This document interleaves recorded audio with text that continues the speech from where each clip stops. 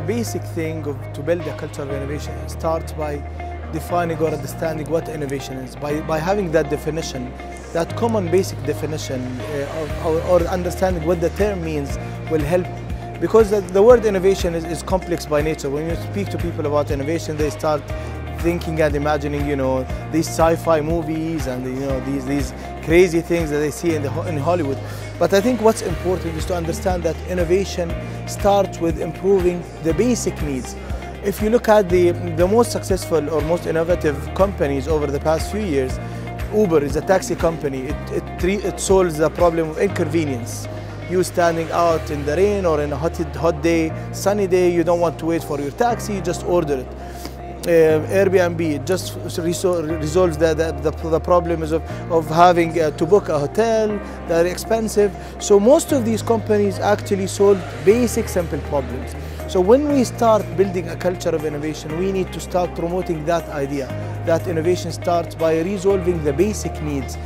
Because when you start resolving the basic needs, you can come with really good ideas, out-of-the-box ideas that solves the average people's life, improves the average people's life. So I think that's probably the basic and the starting point of building a culture of innovation. I think the main challenge we still have is having the right people, the right skills, the right talents in the right place. I think there are a lot of still an area for improvement in terms of efficiency, which we can improve.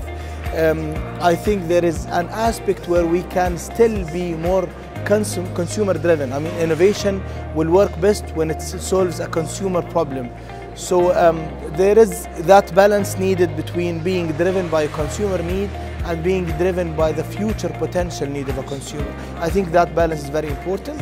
I think the access to skills and talent and how we manage our people improvement and develop them, that's very important.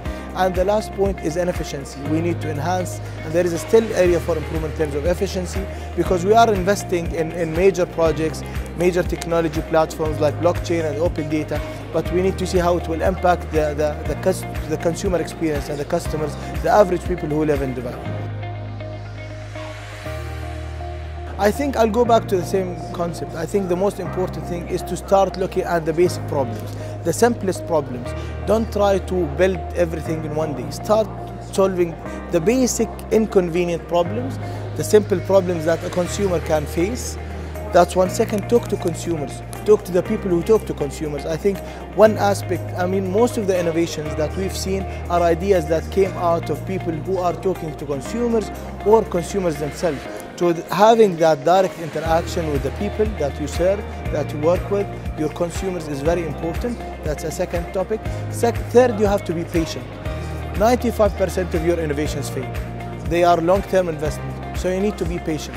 As long as you have the right process in place, you need to have a systematic process to manage ideas, and you have that funnel of ideas that you manage of maybe 100 ideas that you will end up with 2 or 3 projects that probably will fail the first time, but second time will succeed, is very important.